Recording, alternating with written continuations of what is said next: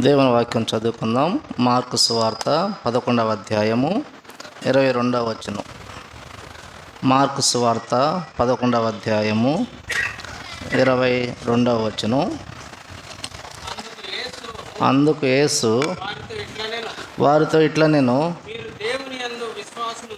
మీరు దేవుని యందు విశ్వాసముంచుడి. చాలు చాలు చాలు మీరు దేవుని యందు విశ్వాసముంచుడి. చిన్న ప్రార్థన చేసుకుందాం. పరిశుద్ధుడా, ప్రేమగల దేవా, మెచ్చిన గొప్ప రక్షణకి స్థుతులు స్తోత్రాలు. చదువుకున్న పరిశుద్ధ గ్రంథంలో వాక్యంను దీవించండి, పంచిపెట్టండి. నిలవని ఆశ నిష్ప్రయోజకుని సిలువచడం మరుగు చేయమని వాతావరణ కారణం సమస్తాన్ని స్వాధీనంలో ఉంచుకోండి.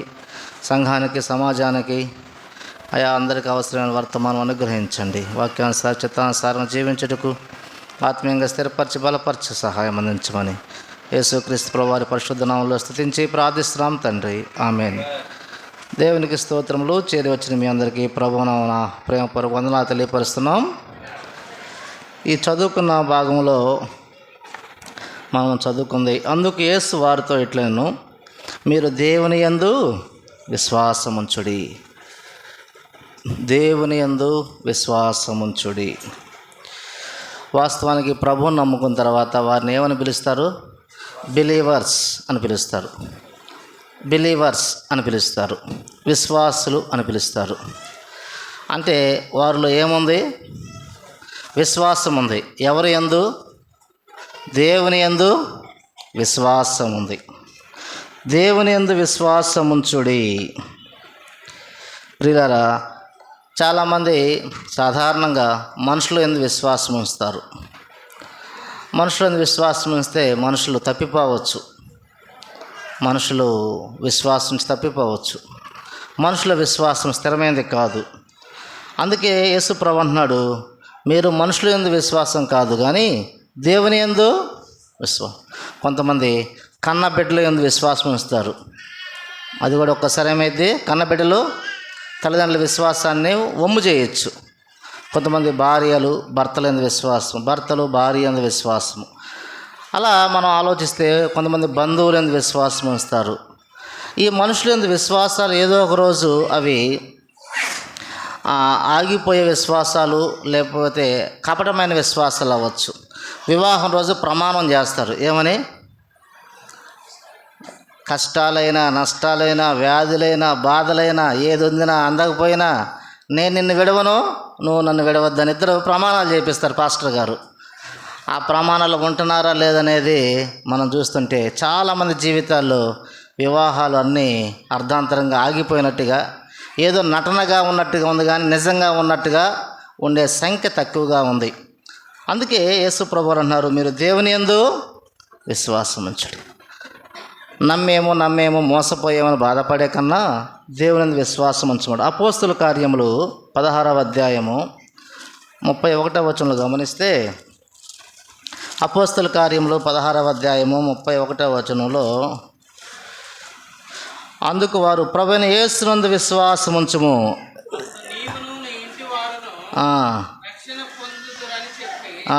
ఎవరందు విశ్వాసం ఉంచాలి? ప్రభువైన యేసునందు విశ్వాసం ఉంచుము. ప్రభువైన యేసునందు విశ్వాసం ఉంచుము. ఇందాక చదువుకుందాం, దేవుని యందు విశ్వాసం ఉంచాలి. ఇప్పుడు ఎవరైనా విశ్వాసం ఉంచాలి? సూటిగా చెప్పారు, ప్రభువైన యేసునందు విశ్వాసం ఉంచుము. ఆయన వణుకుచూ ఉన్నాడు, ప్రాణాపాయంలో ఉన్నాడు, మరణానికి సమీపంగా ఉన్నాడు. అయిలారా అనే రక్షణ పొందడానికి ఏం చేయాలని కేకలు వేస్తున్నప్పుడు వారు చెప్పిన ఒకే ఒక మాట, నువ్వు యేసునందు విశ్వాసించము. యేసుక్రీస్తుని నమ్ముకున్నామని చెప్తున్న మనము యేసునందు విశ్వాసం ఉన్నదా? విశ్వాసులుగా పిలువబడుతున్న మనము మనలో విశ్వాసం ఉన్నదా? ఇప్పుడు నేతి బీరకాయ అని అంటారు, విన్నారు ఎప్పుడన్నా? నేతి బీరకాయలు నెయ్యి ఉండిద్దా? నేతి బీరకాయలో నెయ్యి ఉండిద్దో ఉండదో నాకే తెలియదు కానీ విశ్వాసులు ఏముండాలి? విశ్వాసం ఉండాలి. పెరుగు తోటకూర అంటారు, అవునా? దాంట్లో పెరుగు ఉండిద్దో లేదో నాకు తెలియదు కానీ విశ్వాసంలో మాత్రం ఒకటి ఉండాలి. ఏముండాలి? విశ్వాసం ఉండాలి. అప్పుడేదో ఆ పేర్లు వాళ్ళు తెలుసో తెలియక పెట్టారులే, మనం ఆ పేర్ల గురించి నేను చెప్పడం లేదు, కానీ ఆ పేర్లు వాళ్ళు తెలియక ఆ రోజుల్లో పెట్టుంటారు, అట్లా ఫీల్ అయి పెట్టుంటే అది వాడుగ్గా వస్తుండొచ్చు. కానీ ఇది వాస్తవం. విశ్వాసంలో ఏముండాలి? విశ్వాసము ఉండాలి అనేది వాస్తవం. అది ఏ విశ్వాసం అంటే దేవుని యందు విశ్వాసం ఉండాలి. ప్రభువైన యేసుక్రీస్తుని విశ్వాసం. అనేక రకాల విశ్వాసాలు ఈ లోకంలో ఉన్నవి, అవన్నీ ఒట్టి విశ్వాసాలు. కానీ ప్రభువైన యేసుక్రీస్తునందు విశ్వసించాలి. ఇది దేవుని ఆజ్ఞ. It's God's command. దేవుని యందు విశ్వాసం ఉంచడం అనేది దేవుని యొక్క ఆజ్ఞ. దేవుని వాక్యం సెలవిస్తుంది. దేవుని యందు విశ్వాసం. ఎవరు చెప్పారు ఈ మాట? ఫస్ట్ చదువుకుంది అదే కదా, మనం మర్చిపోయారు. ఎవరు చెప్పింది? యేసు వారితో ఇట్లా నేను మీరు దేవుని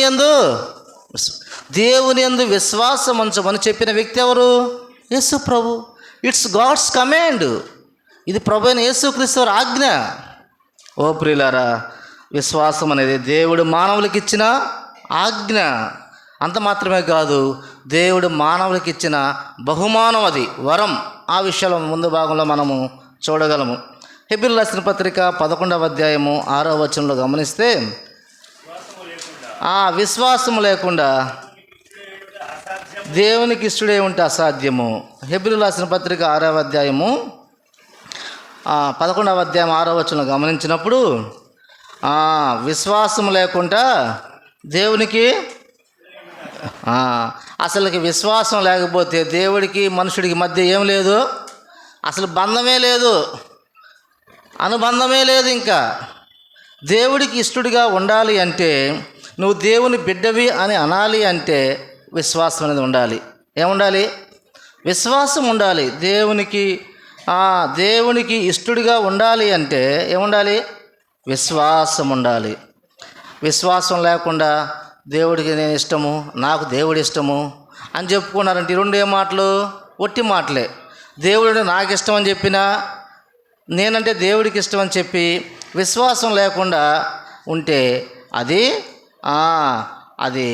దేవుడికి ఇష్టము కాదంట.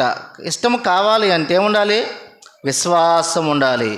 విశ్వాసం ఉంటే దేవుడికి ఇష్టలు. విశ్వాసం లేని వాళ్ళు చెప్పరే, అపోజిట్ వర్డ్. విశ్వాసం ఉంటే దేవునికి ఇష్టలు, విశ్వాసం లేకపోతే దేవునికి ఇష్టలు కాదు. అంతే. నువ్వు దేవుడికి ఇష్టమా కాదా అని నిర్ణయించాల్సింది ఎవరు? నువ్వే. నీకు విశ్వాసం ఉందా? అసలు నీకు విశ్వాసం ఉందా లేదనేది ఎవరికి తెలిసిద్ది? ఎవరికి వారికి తెలిసిద్ది. నీవు దేవుడికి ఇష్టమా కాదా, నువ్వంటే దేవుడికి ఇష్టమా కాదా అడుగుతుంటారు కొంతమంది దగ్గర పోయి, నేను నీకు ఇష్టమా కాదా. చిన్నపిల్లలు అడుగుతారు, నేను నీకు ఇష్టమా కాదా అడుగుతుంటారు. అలాగ నేను దేవుడా నేనంటే నీకు ఇష్టమా కాదా అని అడగండి. ఈ మధ్యాహ్నం పూట, దేవుడా నేనంటే నీకు ఇష్టమా కాదా అడగాల లేదా? అడుగుతామో లేదా? తప్పనిసరిగా అడగాలి. ఎవరిని అడగకపోయినా ఎవరిని అడగాలి? మనుషులు అడుగుతాం. ఇష్టం అదంటే ఇష్టం లేకపోయినా ఇష్టమేలే అరబా పొద్దుగులు అంటారు. ఒకసారి సరే అంటారు, రెండోసారి అడిగితే ఎవరు ఇష్టపడతారు? ఈయన పక్క పోయి మాట్లాడతారు. ఎవరు ఇష్టపడతారు? అవును, మనల్ని ఎవరు ఇష్టపడకపోవచ్చు, కానీ ఇష్టపడే వ్యక్తి ఒక వ్యక్తి ఉన్నాడు. ఎవరు? దేవుడు. దేవుడికి నువ్వంటే ఇష్టమా కాదా? ఇప్పుడు అడుగు దేవుడిని, అడగండి, నేనంటే నీకు ఇష్టమా కాదా. అప్పుడు దేవుడు అడుగుతాడు, నీలో విశ్వాసం ఉందా? నీలో దేవుని యందు విశ్వాసం ఉందా? మన ప్రశ్న ఏంది? నేను నీకు ఇష్టమా కాదు దేవుడు అంటున్నాడు, నీలో నా యందు విశ్వాసం ఉందా? ఓ ప్రియులారా, ఇట్స్ వెరీ సింపుల్ లాజిక్. నువ్వు దేవుని యందు విశ్వాసం ఉంచితే దేవుడిని ఇష్టపడతాడు.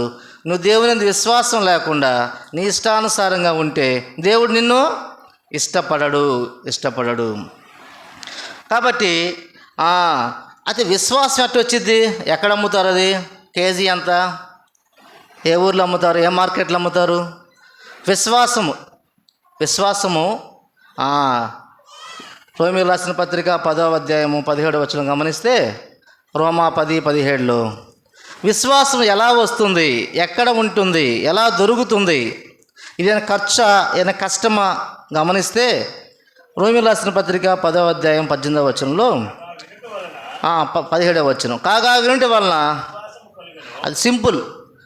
విశ్వాసం కలగాలంటే అదే మనం కేజీ కొనాల్సిన పని లేదు, కానీ వినాలంట, వింటే విశ్వాసం అంట. అది ఎవరి గురించి వింటేవే? అవును, క్రీస్తుని గురించిన మాట వల్ల మనకి ఏం కలిగిద్ది? విశ్వాసం కలిగిద్ది. మనం వాళ్ళ గురించి వీళ్ళ గురించి వింటే విశ్వాసం కలగదు. ఒకవేళ ముఖ్యమంత్రుల గురించో, ప్రధానమంత్రుల గురించో, రాజకీయ నాయకుల గురించో, కొంతమంది క్రికెటర్ల గురించో, సినిమా వాళ్ళ గురించో, లేక ఆ ఇంటి పక్కన వాళ్ళ గురించో, వీధిలో వారి గురించో, లేక మన బంధువుల గురించో వాళ్ళ వీళ్ళు ముచ్చట్లు వింటే విశ్వాసం కలగదు.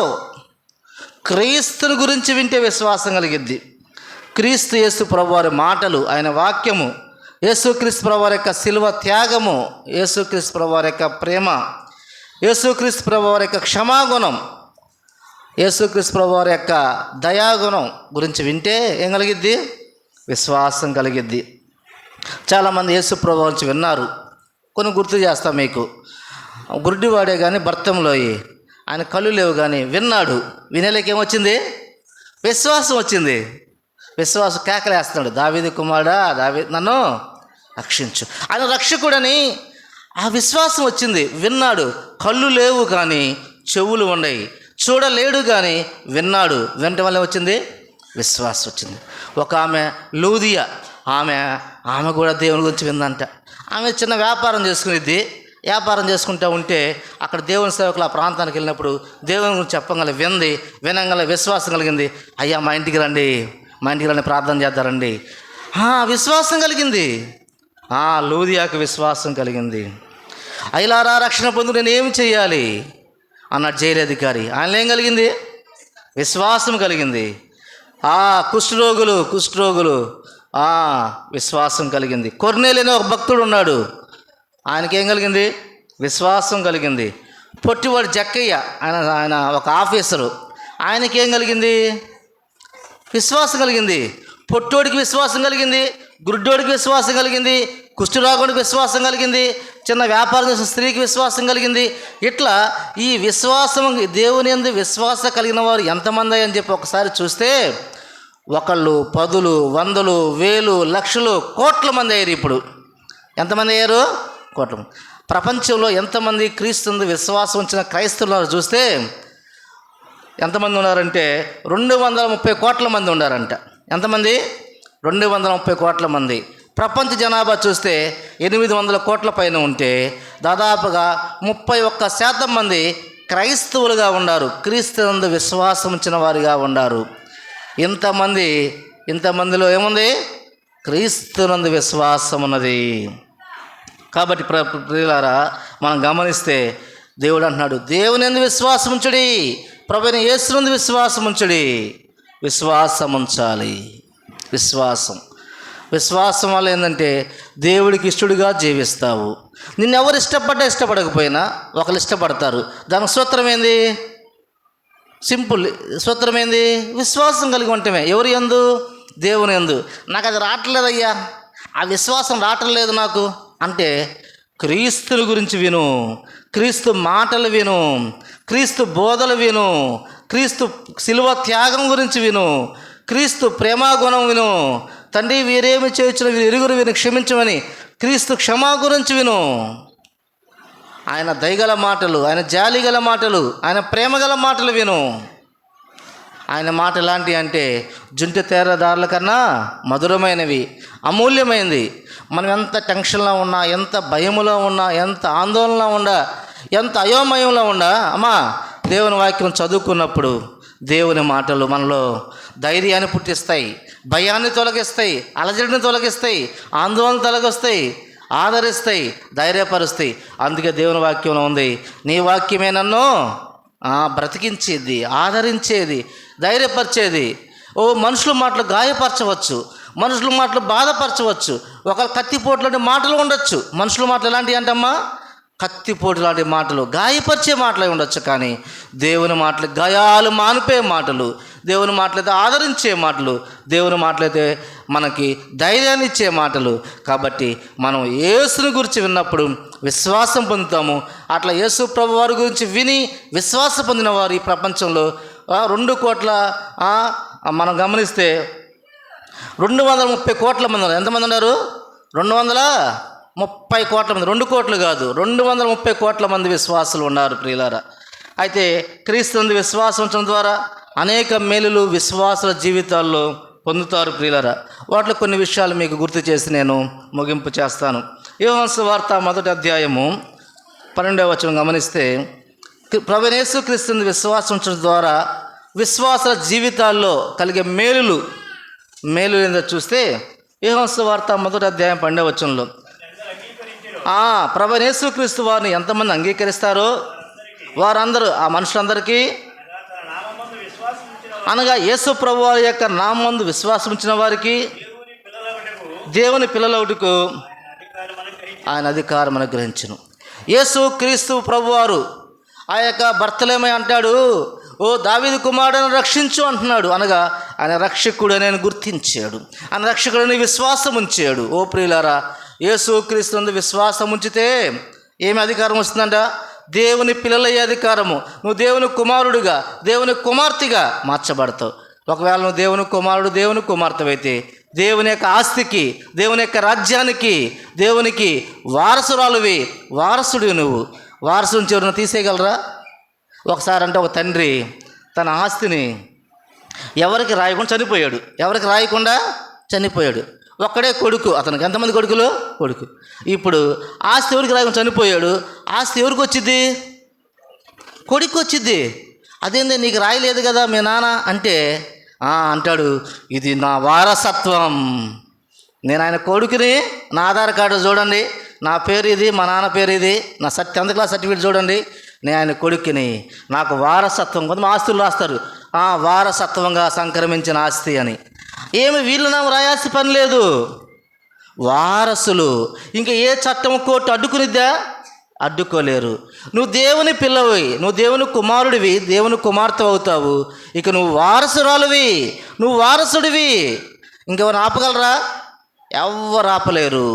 అందుకు ఒకే ఒకటి ఏంటంటే దేవుని యందు విశ్వాసం ఉంచాలి, దేవుని యందు విశ్వాసం ఉంచాలి. ఒకసారి ఇటీవల ఒక సహోదరి కలిసి వాళ్ళ నాన్నగారు ఒక వీలునామా రాశాడంట. ఆయన తర్వాత ఆస్తి అంతా ఒక వ్యక్తికి చెందాలని రాశాడంట. ఆయనకి భార్య పిల్లలు ఉన్నారు.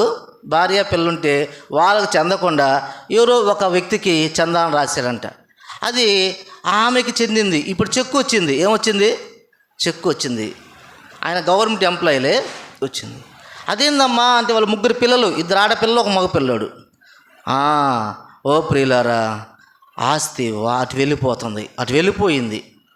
వెళ్ళిపోయింది. సరే, కానీ ఇక్కడ అట్లా లోకంలో కన్న తండ్రి 3 బిడ్డలకు అన్యాయం చేశాడు. ఎంతమందికి? 3 బిడ్డలకి, 2 ఆడపిల్లలు, 1 మగ పిల్లోడు. కానీ మనుషులు అన్యాయం చేసినా ఎవరు చేయరు? దేవుడు చేయడు. మనుషుల వారసత్వం ఒక్కసారి తారుమారైపోయింది. వీలునామా రాసేలేక ఏమైంది? తారుమారైపోయింది. తన భార్య కాని వ్యక్తికి, తన బిడ్డ కాని వ్యక్తికి ఆస్తి పోయింది.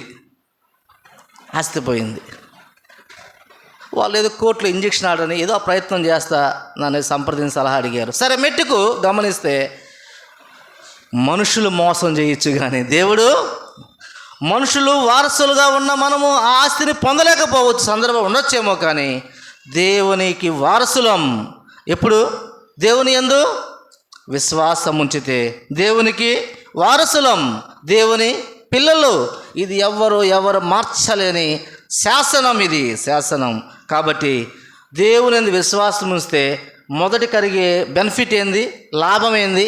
మేలు ఏందంటే చెప్పరే, దేవుని పిల్లలం అవుతాము, దేవుని కుమారులము లేక దేవుని కుమార్తెలం అవుతాము, దేవుని వారసులు అవుతాము, దేవుని రాజ్యానికి అర్హులం అవుతాము. ఇది మొదటి మేలు ప్రియులారా. ఖర్చు దీనికి ఏమన్నా విశ్వాసం ఖర్చు ఉందా? ఏమీ లేదు. కానీ ఎందుకు ఉంచట్లా మనం విశ్వాసం? ప్రార్థనకు వస్తున్నాం, టయానికి పరిగెత్తుకుంటూ వెళ్తున్నాం, కానీ విశ్వాసం ఉంచుతున్నామా? ఉందా అసలుకి? ఎవరికి వరుస టెస్ట్ చేసుకోవటమే. రెండవ మాట, యోహాను సువార్త 14వ అధ్యాయము 1వ వచనం. యోహాను సువార్త 14వ అధ్యాయము 1వ వచనం.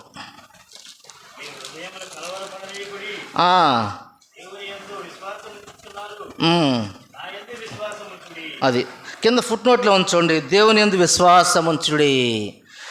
దేవుని యందు విశ్వాసం ఉంచితే ఏముండదండి? హృదయంలో కలవరం ఉండదు.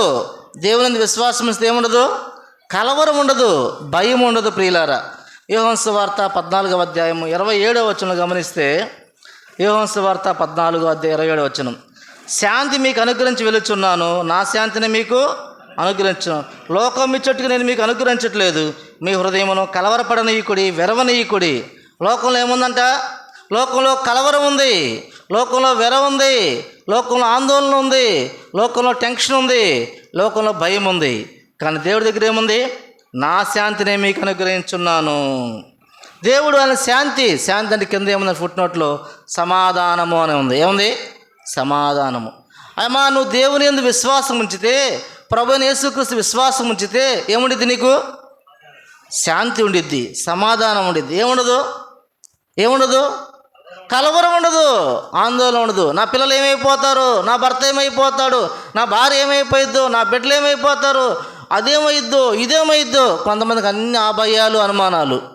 ఇటీవల ఒక చోటుకు పోతే ఆమంటుంది ఒక ఆమె, అయ్యా ఈ బీరువా తాళం ఎవరికి ఈయనయ్యా నేను, ఎందుకంటే ఏదో తాగుపోతే ఎదవలు దాంట్లో పొలం కాయలు దాంట్లోనే ఉండయి, ఇంటి పట్టా కాయలు దాంట్లోనే ఉండయి, ఆస్తి అంతా దాంట్లోనే ఉందయ్యా, అందుకని ఈ తాళం మాత్రం నా దగ్గర పెట్టుకుంటాను అందో పెద్దామ. సరే జాగ్రత్త అని చెప్పాను నేను కూడా. ఎందుకంటే వాడు తాగి వచ్చి ఒకడు వాళ్ళు ఎవడు గుర్తుపట్టట్లా, పాపం బలహీనం అయిపోయాడు, వాడి మైండ్ సరిగ్గా పనిచేయట్లా. పిల్లలు చిన్న యవనస్తులే. ప్రియులారా, కలవరం ఉంది. ఏముంది? లోకంలో కలవరం ఉంది.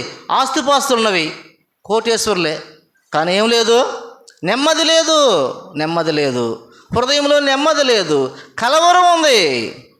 అమ్మా, యేసు ప్రభునందు విశ్వాసం ఉంచితే నీ జీవితంలో శాంతి, నీ జీవితంలో సమాధానము, నమ్మకము. ఆయనే నారు పోసిన వాడు నీరు పోయక, నారు పోసిన దేవుడు నీరు పోస్తాడు. ఆయన మనల్ని బ్రతికిస్తాడు, రక్షిస్తాడు. ఆయనే మనకి శాంతికర్తగా, సమాధానకర్తగా ఉంటాడు.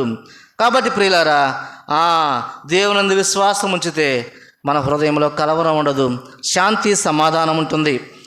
యోహాను రాసిన మొదటి పత్రిక 5వ అధ్యాయము 4వ వచనం గమనిస్తే, యోహాను రాసిన మొదటి పత్రిక 5వ అధ్యాయం 4వ వచనం, దేవుని మూలంగా పుట్టిన వారందరూ లోకమును జయించుదురు, లోకమును జయించిన విజయము మన విశ్వాసమే. అమ్మా, లోకాన్ని జయించాలంటే, పాపాన్ని జయించాలంటే, శరీరాశులు, నేత్రాశులు, జీవుడమ్మ జయించాలంటే, అపవాదిని జయించాలంటే, శోధనలో జయించాలంటే ఏం కావాలి? ఒకే ఒక ఆయుధం. ఏందది? ఆడే ఉంది, దేవుని యందు విశ్వాసం. నువ్వు కుటుంబాన్ని జయించలేకపోతున్నావా? సమస్యలు జయించలేకపోతున్నావా? పరిస్థితులు అధిగమించలేకపోతున్నావా? నీలో ఒకటి లోపం ఉంది. ఏందది? విశ్వాసం. నీలో ఆందోళన ఇంకా ఉందా? ఇంకా నీలో కలవరం ఉందా? నీలో టెన్షన్ ఉందా?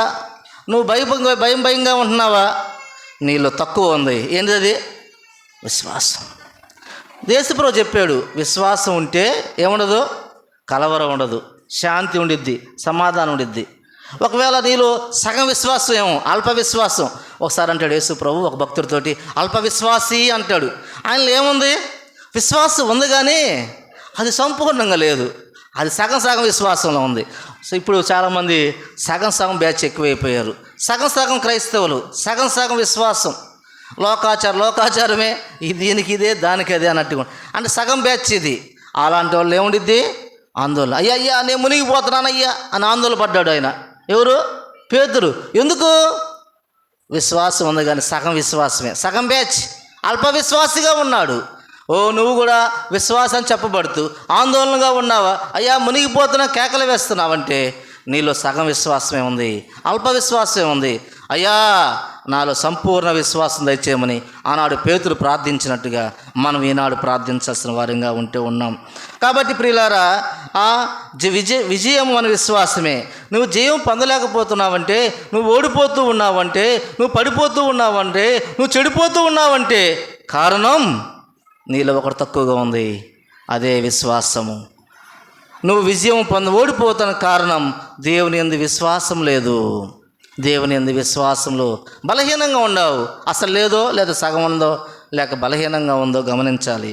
కాబట్టి లోకమును జయించిన విజయం మన విశ్వాసమే. కాబట్టి నువ్వు ఇది ఏది ఉండా ఏది లేకపోయినా ఏముండాలి? మొట్టమొదటి మెట్టు దేవుడు రక్షకుడని, సమర్థుడని, స్వస్థపరిచేవాడని, బాగు చేసేవాడని, మేలు చేసేవాడని విశ్వాసం ఉండాలి. విశ్వాసం ఉండాలి. చూడండి, కాబట్టి దేవుని విశ్వాసం నుంచి మొట్ట ఏం చెప్పుకున్నాం? దేవుని వారసులు అవుతాము, దేవుని పిల్లలు అవుతాం. రెండోది శాంతి సమాధానం వచ్చింది, కలవరం ఉండదు, విజయం వస్తుందని చెప్పుకుందాం. మూడోదిగా చూడండి మార్కు సువార్త 5వ అధ్యాయం 34వ వచనంలో, మార్కు సువార్త 5వ అధ్యాయము 34వ వచనంలో అందుకాయన కుమారి నీ విశ్వాసం నిన్ను సమాధానం కలదానవే పొమ్ము, నీ బాధ నివారణ, నీకు స్వస్థ కలుగుగాక నా మీతో చెప్పాను. ఏం కలిగిందంట? నీ విశ్వాసం నిన్ను స్వస్థపరచను. ఆమెకు పాపము 12 సంవత్సరాలు ఒక రోగం ఉంది. అది మొండి రోగం. ఒక రోగం కలిగి ఉండి ఎన్ని హాస్పిటల్కి వెళ్ళింది, ఎంతమంది డాక్టర్ కాడికి పోయింది. ఆమె కలిగింది మొత్తం పొలము, ఇల్లు, ఆస్తి మొత్తం అమ్మేసిందంట. మొత్తం అమ్మి వ్యయం చేసి ఖర్చు చేసిందంట. అన్ని మందులు, టానిక్లు అవన్నీ వాడింది అంట. అయినా కూడా ప్రయోజనం లేక, ఇప్పుడు ప్రయోజనం లేదు, చేతిలో చిల్లిగా అవ్వలేదు, రోగం తగ్గలేదు, బాగా సంఘటంగా అంటే చాలా టెన్షన్లో ఉంది. రోగం తగ్గల, డబ్బులు అయిపోయినాయి, అన్నీ పోయినాయి. ఇప్పుడు మరింత సంఘటనలో పడి ఉంది. అప్పుడు ఆమె చూడండి 27వ వచనం, మార్కు సువార్త 5:27. ఆమె యేసుని గురించి వింది. ఎవరి గురించి వింది? అప్పుడు దాకా డాక్టర్ల గురించి ఎంక్వైరీ చేసింది, ఎండీల గురించి, మంచి డాక్టర్ల గురించి, లేడీస్ స్పెషలిస్టుల గురించి, మంచి డాక్టర్లు, గవర్నమెంట్ డాక్టర్లు, ప్రైవేట్ డాక్టర్లు, అమెరికా సర్టిఫికేట్ ఉండేవాళ్ళు, వీళ్ళందరి గురించి ఎంక్వైరీ చేసింది. ఇప్పుడు అన్నీ అయిపోయి అంటుంది. యేసుని గురించి వింది, లోక రక్షకుడి గురించి వింది, స్వస్థపరిచే దేవుడి గురించి వింది, అద్భుతాలు చేసేది యేసు ప్రభువు గురించి వింది అనుకుంది. వెళ్తాను నేను, ఆయన దగ్గరికి వెళ్ళాల్సిందే, యేసు ప్రభు దగ్గరికి వెళ్ళాలి, ఆయన వస్త్రాలు ముట్టాలి, నేను స్వస్థపడాలి, నేను బాగుపడాలి, నేను బాగుపడదును, ఆయన వస్త్రంలో ముట్టినా బాగుపడదు అనుకొని, ఆయన అంత గొప్పోడు, ఆయన వస్త్రం తాగితే బాగుపడతానని విశ్వాసం వచ్చింది. ఆ యేసు ప్రభు అన్నాడు, అమ్మా కుమారి, నీ విశ్వాసము నిన్ను స్వస్థపరచను, సమాధానంగా వెళ్ళమ్మా. ఇప్పుడు దాకా టెన్షన్లు పడ్డావు కదా, ఆస్తులు అమ్ముకున్నావు, అప్పులు పాలేవు, ఇబ్బందులు పడ్డావు కదా, ఇప్పుడు సమాధానంగా వెళ్ళు, నీ విశ్వాసం. నీకు స్వస్థత కావాలంటే ఏం కావాలి చెప్పరే? విశ్వాసం ఉండాలి, అంతే.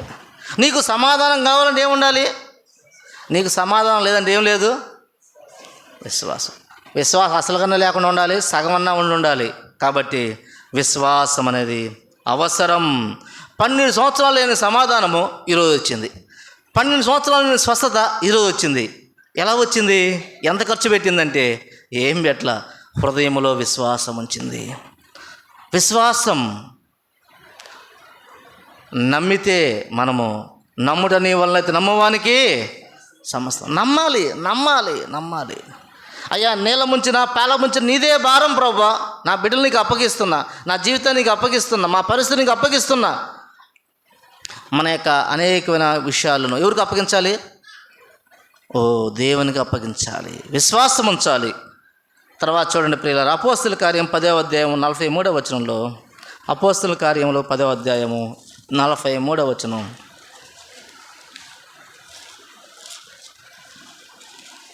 అపోస్తలుల కార్యం 10వ అధ్యాయము 43. ఆయన యందు విశ్వాసం ఉంచేవాడెవడో వాడు ఆయన నామ మూలంగా పాపక్షమాపణ పొందునని ప్రవక్తలందరూ ఆయన గురించి సాక్ష్యం ఇచ్చున్నారు. ఓ ప్రియులారా, సర్వ మానవాళి కొరకు ఆ కలువరిశిలో రక్తం కార్చి ప్రాణం పెట్టి చనిపోయి సమాధి చేయబడి 3వ దినమున పునరుద్ధరణైన యేసు ప్రభువును గురించినట్టు ఆ యొక్క యేసు ప్రభువును యందు విశ్వాసం ఉంచిన వారు పాపక్షమాపణ పొందుతారంట. యేసు రక్తము ప్రతి పాపులను కడిగి పవిత్రులుగా చేయను. పాపక్షమాపణ ఎవరందు విశ్వాసం ఉంచితే? యేసు ప్రభునందు విశ్వాసం ఉంచితే సమాధానము, యేసు ప్రభునందు విశ్వాసం ఉంచితే స్వస్థత, యేసు ప్రభునందు విశ్వాసం ఉంచితే పాపక్షమాపణ, యేసు ప్రభునందు విశ్వాసం ఉంచితే దేవుని కుమారులు అవుతాం. ఖర్చు లేదు. ఏ దేవుడైనా ఖర్చు లేని దేవుడు. దేవుని యందు విశ్వాసం ఉంచితే చాలు. పాపక్షమాపణ. యోహాను రాసిన మొదటి పత్రిక 1వ అధ్యాయము 9వ వచనం. యోహాను రాసిన మొదటి పత్రిక 1వ అధ్యాయము 9వ వచనం గమనిస్తే, మన పాపలను ఒప్పుకోవాలి. ఏం చేయాలి? అమ్మా ఒప్పుకుంటావా కప్పుకుంటావా? కప్పుకుంటే కాటేసిద్ది. ఒప్పుకోవాలి. ఒప్పుకొని విడిచిపెడితే ఆయన నమ్మదగిన వాడు, నీతిమంతుడు. మన పాపములను క్షమించి సమస్త దుర్నీతిని మనల్ని పవిత్రులుగా చేసినాం. పైన ఉంది చూస్తే, యేసు రక్తము ప్రతి పాపను మనల్ని పవిత్రులుగా చేయను. ఆయన ఎందుకు విశ్వాసం ఉంచి ఒప్పుకో. ఒక్కసారి ఒప్పుకో. ఈ మాట చదివినప్పుడు నాకు ఉదయం అనిపించింది, మనం ఒప్పుకునే ఆయన నమ్మదగిన వాడు అంటే క్షమిస్తాడంట. ఒక్కసారి మనుషులు మనం ఒప్పుకున్నా కూడా క్షమించరు. మనం ఒప్పుకున్నా కూడా క్షమించరు. ఒక్కోసారి నీ పాపాలు నీ భార్య క్షమించలేకపోవచ్చు, నీ భర్త క్షమించలేకపోవచ్చు. ఒక్కసారి కన్న తల్లి చిచి నీ మొగ నా చూపి బాగరా అని తల్లి కూడా క్షమించలేకపోవచ్చు. ఒకసారి తండ్రి కూడా క్షమించలేకపోవచ్చు. ఒకసారి స్నేహితుడు, చిన్నప్పటి నుంచి స్నేహితుడు వీడు ద్రోహం చేస్తే ఇంక క్షమించలేకపోవచ్చు. వీడు ఒప్పుకున్నా సరే ఈ లోకంలో క్షమించలేని వ్యక్తులు చాలామంది ఉన్నారు. కానీ క్షమించగలిగే సమర్థుడైన వ్యక్తులు ఒక వ్యక్తి ఉన్నాడు. ఆయనే యేసు ప్రభువారు. ఆయనే ఎవరు మీకు బాగా డబ్బులు తీసుకుని లేదా ఏదైనా సహాయం పొంది తర్వాత మీకు వ్యతిరేకంగా ప్రవర్తించి మాట్లాడి ద్రోహం చేశారనుకో, అన్యాయం చేశారనుకో, వాళ్ళని క్షమిస్తావా? వాళ్ళు కనపడి ఏందో సిస్టర్ ఏదో అయిపోయిందిలే, అప్పుడు జరిగిందిలే, ఎంగలా అన్న అంటే క్షమిస్తావా? పైకి ఉండి సరే పక్క మోసగాడా పో, మోసగత్తే పో అంటాం లేదా? మనసులో అనుకుంటా పైకి అనకపోయినా, నన్ను మోసం చేసేవు. ఒక అబ్బాయి బాగా ప్రేమించింది, పెళ్లి చేసుకుంటా అన్నాడు. వీడికి ఎవరో బాగా వాళ్ళ అమ్మ నాన్న వద్దొద్దు, ఆ అమ్మాయి మనోళ్ళు కాదు వాళ్ళు, ఆ అమ్మాయి వద్దు, అలా పొలం బాగా ఇస్తారంట అని చెప్పేళ్ళకి వదిలేసాడు. ఒక 10 సంవత్సరాలు కలుసుకున్న తర్వాత ఏదో అప్పుడేది మా మాట నేను చేసుకోలేదులే క్షమించు అంటే అమ్మాయి అనిద్ది. ఏమనిద్ది? నువ్వు మోసగాడివి అనిద్దా? అందా క్షమించేలే పో అనిద్దా? మానవులు క్షమించలేరు. మానవులు సంపూర్ణంగా క్షమించలేని సందర్భాలు ఉండవచ్చు. కానీ సంపూర్ణంగా క్షమించే వ్యక్తి యేసు ప్రభువారు. నిన్నెవరు క్షమించినా క్షమించపోయినా ఒకసారి. అందుకే అన్ని విషయాలు కూడా అందరికీ చెప్పకూడదు, ఎందుకంటే వారు క్షమించలేరు. చెప్పి మనం బయటపడటం కన్నా దేవుడికి చెప్పుకొని దేవుడి దగ్గర ఒప్పుకుంటే ఆయన క్షమించేవాడు, ఆయన నమ్మదగినవాడు, ఆయన నీతిమంతుడు. మళ్ళీ వేరే వాళ్ళు చెప్పడు, పక్కన వాళ్ళు చెప్పడు, జరిగింది తెలుసా నీకు స్టోరీ అని చెప్పడు. నమ్మదగినవాడు, నీతిమంతుడు. ఆయన నా కొరకు నీ కొరకు మనందరి కొరకు ఆయన రక్తం కాచాడు. ఆయన గాయపడ్డాడు. ఆయన రక్తం మనల్ని పవిత్రులుగా చేస్తుంది. కాబట్టి ఆయన ఎందుకు విశ్వాసం వస్తే ఏమొస్తుంది? క్షమాపణ వస్తుంది. అది నమ్మకమైన క్షమాపణ, అది నికరమైన క్షమాపణ, అది మనల్ని రక్షించే క్షమాపణ. ప్రియులారా, తర్వాత చూడండి, మత్తయి సువార్త 15వ అధ్యాయము 28వ వచనం గమనిస్తే, మత్తయి సువార్త 15వ అధ్యాయము 28వ వచనం మనం గమనించినప్పుడు, అందుకు యేసు, అమ్మా నీ విశ్వాసం గొప్పది, నీవు కోరినట్టే నీకు అవునుగాక ఆమెతో చెప్పాను. ఆ గడియలోనే ఆమె కుమార్తె స్వస్థత. ఇప్పుడు ప్రతి ఒక్కరి కోరిక ఏంటంటే నేను అనుకున్నట్టు జరగాలి అని కోరిక. ఏముండిద్ది? ప్రతి ఒళ్ళు కోరిక ఇదే, ఏదో అనుకుంటారో జరగాలి, ఏదో అనుకుంటారో జరగాలి. అందుకు సూత్రం వేడే చెప్పాడు. ఏముందంట ఆమెకి? అమ్మా నీ విశ్వాసం గొప్పది, నువ్వు కోరినట్టు నీకు అవునుగాక. నీలో గొప్ప విశ్వాసం ఉంటే అనుకుని జరిగింది. ఎవరిలో గొప్ప విశ్వాసం ఉండాలి? ఆమెలో గొప్ప విశ్వాసం. దేవుడు నిజమైన వాడు, నన్ను రక్షకుడు, నన్ను రక్షిస్తాడు, నా బిడ్డను స్వస్థపరుస్తాడు, నా సమస్యను తీరుస్తాడు, నా పరిస్థితులు చక్కపరుస్తాడు అని అయ్యా నమ్మింది. ఎంతగా నమ్మింది తెలుసా? ఇంకెవ్వరు ఆమెను అనుమానింపచేయలేరు. వాళ్ళు పైన స్టోరీ ఉంది, పైన వాళ్ళు ఆమెని హేళన చేశారు, తగ్గించారు, త్రోసేద్దాం చూశారు, విమర్శించారు, నెట్టేద్దాం, తరిమేద్దాం కూడా చూశారు. పై భాగాలు చదివితే మీరు ఎన్ని చేసినా, మీరు గోల చేసి మీరు గందరగోళం చేసినా సరే నా విశ్వాసం మారదు, నా నమ్మకం మారదు, నా ప్రయత్నం మారదు.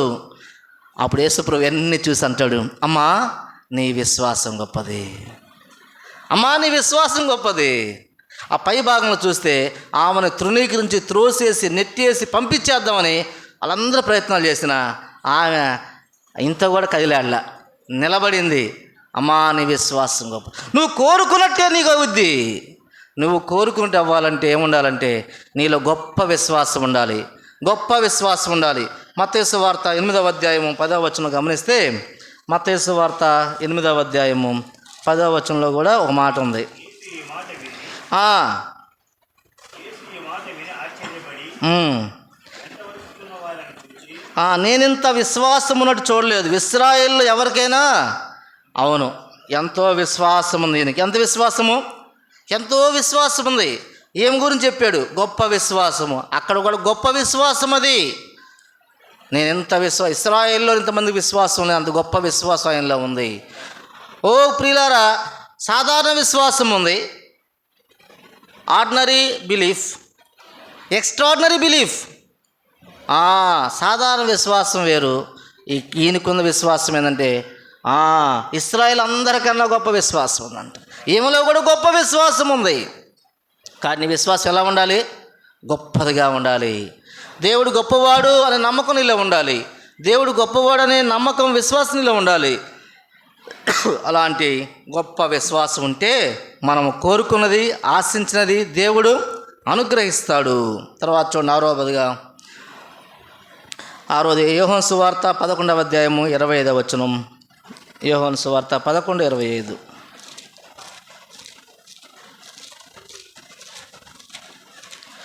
యోహాను సువార్త 11:25. అందుకు యేసు పునరుద్ధానమును జీవము నేనే. యోహాను సువార్త 11:25. అందుకు యేసు పునరుద్ధాన జీవము నేనే, నా యందు విశ్వాసం ఉంచి వాడు చనిపోయినను బ్రతుకును. ఓ ప్రియులారా, ప్రభువైన యేసుక్రీస్తు యందు విశ్వాసం ఉంచి చనిపోయినా కూడా బ్రతుకుతారు. చనిపోయినా కూడా బ్రతుకుతాడు. బ్రతికి నా యందు విశ్వాసం ఉంచి ప్రతి వాడు ఎన్నటికీ చనిపోయాడు. అదేందయ్యా, చచ్చిపోయిన ఎట్ట బతుకుతారు? యేసు ప్రభువుని విశ్వాసం ఉంచితే చనిపోయిన ఎట్ట బతుకుతారయ్యా అంటే, అవును ప్రియులారా, మొదటి తెస్సలోనికీయులకు పత్రిక 4వ అధ్యాయము 14వ వచనం. యేసు మృతి పొంది తిరిగి లేచి మనం నమ్మిన ఎడల అదే ప్రకారం యేసును నిర్దించిన వారిని దేవుడు ఆయనతో కూడా వెంట పెట్టుకొని వచ్చును. మొదటి తెస్సలోనికీయులకు పత్రిక 4వ అధ్యాయం 16వ వచనం. ఆర్భాటంతోనూ ప్రధాన బోధ శబ్దంతోనూ దేవుని బోరతోనూ పరలోకమును ప్రభు దిగి వచ్చును. క్రీస్తు నందు మృతులైన వారు మొదట లేతురు. ఓ ప్రియులారా, మనము చనిపోయినా సరే క్రీస్తు నందు విశ్వాసం ఉంచితే తిరిగి బ్రతుకుతాము. ఇక తిరిగి బ్రతికిన తర్వాత చచ్చిపోతామా? ఆ మాట ఉంది. నా బ్రతికి నా యందు విశ్వాసం ఉంచి ప్రతివాడు ఎన్నటికీ చనిపోయి పరలోకంలో మనం వేల సంవత్సరాలు, వందల సంవత్సరాలు, యుగయుగాలు బ్రతికే ఉంటాం. కాబట్టి యేసు ప్రభువునందు విశ్వాసం ఉంచితే చనిపోయినా కూడా తిరిగి బ్రతుకుతాం, పరలోక రాజ్యంలో కలుసుకుంటాం. చివరిగా చూడండి, యోహాను సువార్త 3వ అధ్యాయం 16వ వచనం. యోహాను సువార్త 3వ అధ్యాయం 16వ వచనం. దేవుడు లోకమును ఎంతో ప్రేమించెను, కాగా తన అద్వితీయ కుమారునిగా పుట్టిన వారిని విశ్వాసం నుంచి ప్రతివాడు నశింపక నిత్య జీవం పొందినట్లు ఆయన్ను అనుగ్రహించెను. ఇక్కడ ఏముంది? ప్రభువైన యేసుక్రీస్తు విశ్వాసం ఉంచితే నిత్య జీవం పొందుతాం. ప్రభువైన యేసుక్రీస్తు విశ్వాసం ఏం పొందుతాం? నిత్య జీవం. ప్రియులారా, పరలోక రాజ్యం. కాబట్టి క్రీస్తునందు విశ్వాసం ఉంచితే మనకు పరలోక రాజ్యం పొందుతాం. చూడండి, నేను చెప్పిన విషయం ఒకసారి జ్ఞాపకం చేస్తాను మీకు. యేసుక్రీస్తు ప్రభువునందు విశ్వాసం ఉంచితే ఏమవుతాము? ఆయనకి వారసులు అవుతాం, దేవుని పిల్లలు అవుతాం, ఆయన కుమారులు కుమార్తెలు. ఇప్పుడు ఆయన కుమారులు కుమార్తెలు అయితే మనకి ఏ బాధ వచ్చినా ఎమ్మని తండ్రితో తల్లి చెప్తాం లేదా? మనం కూడా దేవుని పిల్లల వంగల్ని, నానా నాకు ఈ అవసరం ఉంది, నాకు ఈ సమస్య ఉంది అని ఒక బిడ్డ తన తండ్రితో ఎలా చెప్తాడు, అలా నువ్వు దేవుని బిడ్డగా, దేవుని కుమారుడుగా, కుమార్తెగా, దేవుని వారసులు అయిన తర్వాత దేవుని అడిగే అధికారం నీకు ఉండిద్ది. దేవుని పిల్లల అధికారం నువ్వు పొంది ఉంటావు. దేవుని రాజ్యానికి వారసులై అధికారం పొంది ఉంటావు. కాబట్టి విశ్వాసం ఉంచితే దేవుని అడగచ్చు. మనం మనుషుల్ని అడిగితే వాళ్ళ ఉపయోగం లేదు, కానీ దేవుని అడిగే అధికారం రావాలంటే ఏముండాలి? దేవుని విశ్వాసం. కొంతమంది ప్రార్థనకు వస్తారు, వాళ్ళు ఆయన అంటాడని జనం అనుకుంటారని, ఆ పిల్లల కోసం పెద్దల కోసం వస్తారు. పాపం విశ్వాసంగా రారు. ఏందయ్యా నువ్వు వాక్యం చెబుతూ మీ భార్య ప్రార్థన రాదు అంటారని చెప్పి పాపం కొంత వచ్చే బ్యాచ్ ఉంటారు కొంతమంది. ఏందయ్యా మీ ఇంట్లో అందరూ ప్రార్థనకు వస్తారు కానీ అలా వాళ్ళు రారు. కాబట్టి విశ్వాసంగా వస్తేనే, అంతేగాని ఊరక జనాభా లెక్కలకు వస్తే దేవుని పిల్లలు కారు. జనాభా లెక్క దేవుడు తెలుసు, మనకు తెలియదు. దేవునికైతే ఎవరు విశ్వాసంగా ఉన్నారు, ఎవరు విశ్వాసం లేకున్నారో దేవుని తెలుసు. కాబట్టి మనం దేవుని యందు విశ్వాసం కలిగి ఉంటే ఆయన పిల్లలము అవుతాము. రెండవదిగా, మనం దేవుని యందు విశ్వాసం కలిగి ఉంటే హృదయంలో కలవరం ఉండదు, భయం ఉండదు, ఆందోళన ఉండదు. భయపడకము నీకు తోడే ఉన్నాను, భయపడకము, నీకు తోడే ఉండు అని చెప్పి దేవుడి వాక్యం. భయపడద్దని దేవుడు తోడుగా ఉన్నాడు. ఆయన మనతో ఎప్పుడు తోడుగా ఉంటాడు? పగలపూట, రాత్రిపూట, ఒంటరిగా ఉన్నప్పుడు, నిద్రపోతున్నప్పుడు, అన్ని సందర్భాల్లో ఆయన తోడుగా ఉంటాడు. మనం గొరగబెట్టి నిద్రపోతున్నా కూడా ఆయన తోడుగా ఉంటాడు. మనల్ని గురించి పట్టించుకోపోయిన తోడుగా ఉంటాడు. ప్రియులారా, ఆయన తోడుగా ఉంటాడు. కాబట్టి ఆయన ఎందు విశ్వాసం ఉంచితే మన హృదయంలో శాంతి, సమాధానం కలిగిద్ది. అంత మాత్రమే కాదు, విజయము. ఆ యొక్క దేవుని యందు విశ్వాసం ద్వారా విజయం పొందుతాం. ఇప్పుడు చెప్పండి, విశ్వాసం ఉంటే ఏమొచ్చింది? విజయం వచ్చింది. విశ్వాసం లేకపోతే ఏమొచ్చింది? అపజయం వచ్చింది. నీ జీవితంలో అపజయం కారణం ఏంటంటే, నీ జీవితంలో ఫెయిల్యూర్స్ కారణం ఏంటంటే, అపజయం పొందడానికి కారణం ఏంటంటే అవిశ్వాసం. అవిశ్వాసం ఉంటే అపజయం, విశ్వాసం ఉంటే విజయం. సరి చేసుకోవాలి, మనం చెక్ చేసుకోవాలి, సెల్ఫ్ చెక్ చేసుకోవాలి ప్రియులారా. తర్వాత చూడండి, విశ్వాసం ద్వారా స్వస్థత కలిగి. అమ్మా, నీ విశ్వాసము నేను స్వస్థత. నీకు స్వస్థత లేదు అంటే విశ్వాసముగా నువ్వు ప్రార్థించాలి ప్రియులారా.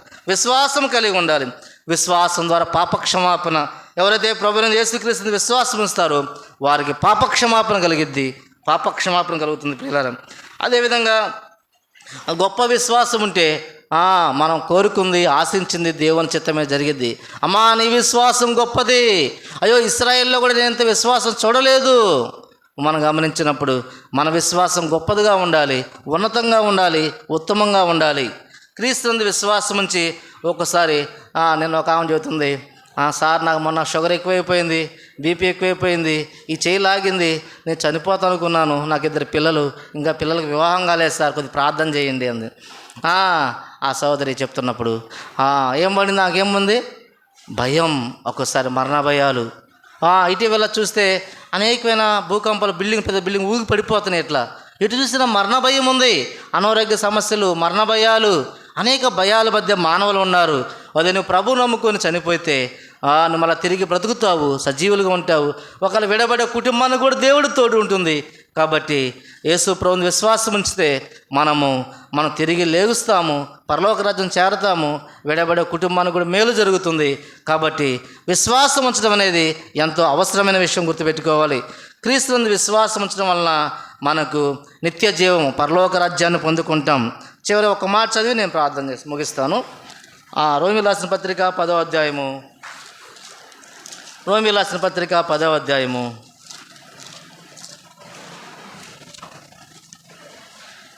యేసుక్రీస్తు అందరికీ ప్రభు అని ఒక మాట మనం చదవగలము. నేను రెఫరెన్స్ తీయలే కానీ అపోస్తలుల కార్యం 10:36 ఉంది. ఆ యేసుక్రీస్తు అందరికీ ప్రభు అయిన యేసు ప్రభుని మన నోటితో ఒప్పుకొని హృదయంలో విశ్వసిస్తే రక్షింపబడతామని వాక్యం సెలవిస్తుంది. 11వ వచనం చూడండి, ప్రభువు నామాన్ని బట్టి ప్రార్థన చేయవాడు రక్షింపబడును. ప్రియులారా, ప్రభు నామాన్ని బట్టి మనం ప్రార్థన చేయాలి. ప్రభునందు విశ్వాసం ఉంచి మనం ప్రార్థన చేస్తే ఆయన రక్షించే దేవుడిగా ఉన్నాడు, ఆయన స్వస్థపరిచే దేవుడిగా ఉన్నాడు, ఆదరించే దేవుడిగా ఉన్నాడు, పరలోక రాజ్యం చేసే దేవుడిగా ఉన్నాడు, మేలు చేసే దేవుడిగా ఉన్నాడు, సమాధానకర్తగా ఉన్నాడు. మనము ఆ దేవుని విశ్వాసం ఉంచాలి. విశ్వాసం ఉంచి యేసుక్రీస్తు ప్రభువారు దేవుడని మన నోటితో ఒప్పుకొని హృదయంలో విశ్వసించి మన పాపాలు ఒప్పుకొని, ప్రభువా నేను పాపిని క్షమించండి, నాలో అల్ప విశ్వాసం తీసివేయండి, నాలో బలహీన విశ్వాసం తీసివేయండి, నాలో సంపూర్ణ విశ్వాసం దయచే ప్రభువా, నన్ను ధైర్యపరచు ప్రభువా, నన్ను బలపరచు ప్రభు అని ప్రభువు నామాన్ని బట్టి ప్రార్థన చేస్తే ప్రభు రక్షిస్తాడు, ఆదరిస్తాడు, ఆయన కృప చూపుతాడు. దేవుడి కొద్ది మాట దీవించును గాక. సోదరులు వచ్చి చిన్న ప్రార్థన చేస్తారు.